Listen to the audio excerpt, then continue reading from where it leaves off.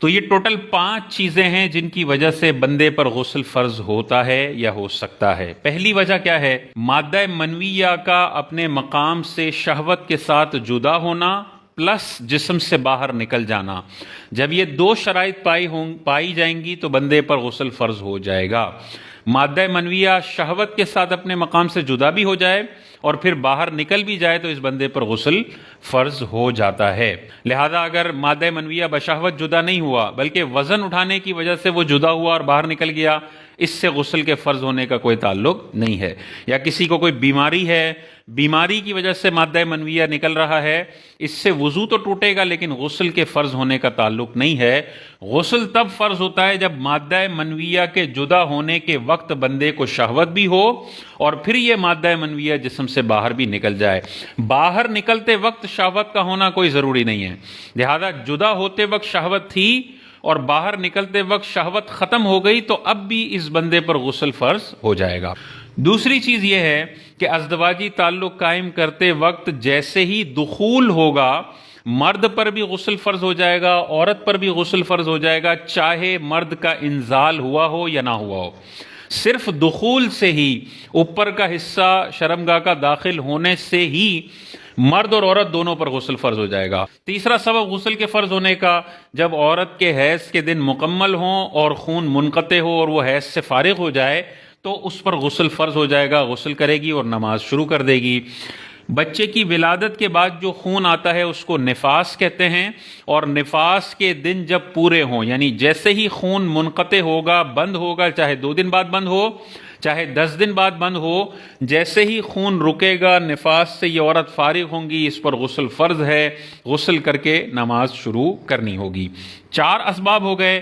5واں سبب غسل کے فرض ہونے کا ہے احتلام، یعنی سونے کی حالت میں اگر بندے کا انزال ہو جائے، مادہ منویہ خارج ہو جائے تو اس احتلام کی وجہ سے بھی بندے پر غسل فرض ہو جاتا ہے۔ یہ مشہور طریقے ہیں جو اکثر لوگوں کو پیش آتے ہیں جن کی وجہ سے غسل فرض ہوتا ہے۔ اچھا، اب ان کی وجہ سے اگر غسل فرض ہو جائے تو غسل کرنے سے پہلے ان 3 کاموں میں سے ایک کام کرنا ضروری ہے۔ یعنی غسل فرض ہونے کے بعد اور غسل کرنے سے پہلے یا تو تھوڑی دیر سو جائیں یا تھوڑا سا چل لیں یا پیشاب وغیرہ کر لیں۔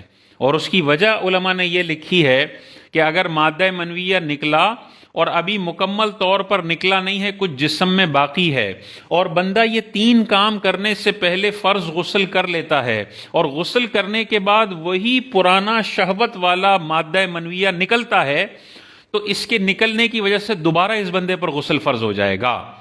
تو لہٰذا غسل کرنے سے پہلے یہ میک شور کرنا ضروری ہے کہ جو جسم میں، نسوں میں مادہ منویہ رہ گیا ہے اور فطرتاً کچھ قطرات اندر رہ جاتے ہیں جو تھوڑی دیر سونے کی وجہ سے نکلتے ہیں، اعضاء ڈھیلے پڑنے کی وجہ سے، چلنے کے پریشر کی وجہ سے نکلتے ہیں، یا پیشاب کا پریشر آتا ہے تو نالی کی صفائی ہو جاتی ہے اور مادہ منویہ نکل جاتا ہے، تو ان تینوں میں سے ایک کام کر لیں، پھر غسل کریں۔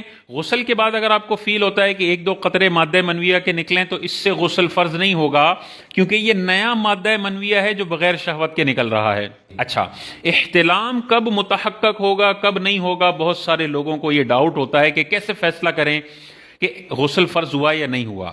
تو دیکھیں، اس کی ٹوٹل 4 صورتیں بنتی ہیں کہ احتلام بندے کو ہوا یا نہیں ہوا، غسل فرض ہوا یا نہیں ہوا۔ سب سے پہلی صورت یہ ہے کہ رات کا خواب یاد ہو، مادہ منویہ کے نکلنے کے بارے میں انسان کو یاد ہو، لیکن وہ اٹھنے کے بعد کپڑوں پہ دیکھتا ہے تو کوئی ایک قطرے کے نشانات بھی نہیں ہیں، بالکل صاف کپڑا ہے، کوئی ثبوت نہیں ہے۔ ایسی صورت میں غسل فرض نہیں ہوگا، چاہے اس کو کلیئرلی یاد ہو کہ رات کو کچھ ہوا تھا، اس سے کچھ بھی نہیں ہوتا۔ پہلی صورت ہو گئی۔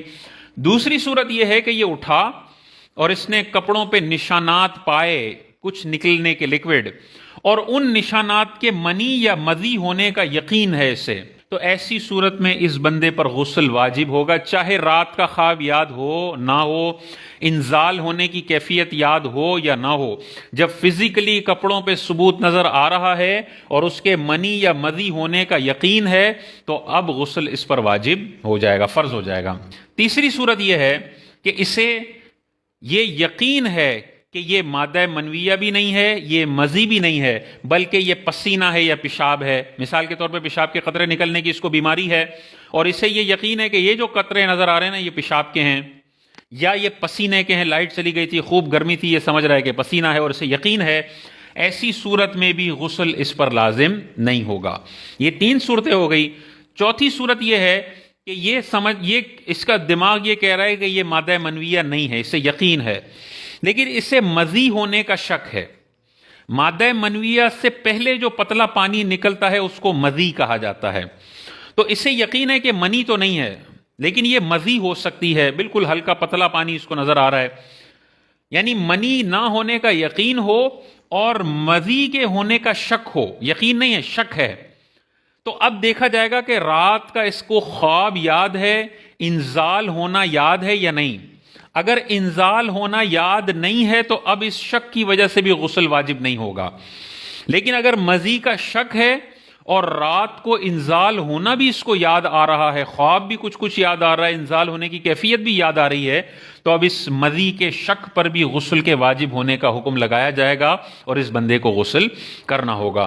تو احتلام کی یہ 4 صورتیں ہیں، 2 میں غسل واجب نہیں ہو رہا اور 2 میں غسل واجب ہو رہا ہے۔ 5ویں صورت اسی میں آپ بنا سکتے ہیں کہ مزی کا شک ہے اور رات کو انزال ہونا یاد نہیں ہے، تو اس میں بھی غسل واجب نہیں ہو رہا۔ گویا کہ 5 صورتیں بن گئی، 3 میں غسل واجب فرض نہیں ہو رہا اور 2 میں غسل اس بندے پر فرض ہو رہا ہے، تو اس سے آسانی سے فیصلہ کیا جا سکتا ہے۔ یہ 5 اسباب ذہن میں رکھیں، غسل سے پہلے وہ 3 کاموں میں سے 1 کام ذہن میں رکھیں اور احتلام کی یہ 5 صورتیں اپنے ذہن میں رکھیں گے، ساری زندگی کے لیے اس قسم کے مسائل کا حل آپ کو آسانی سے مل جائے گا۔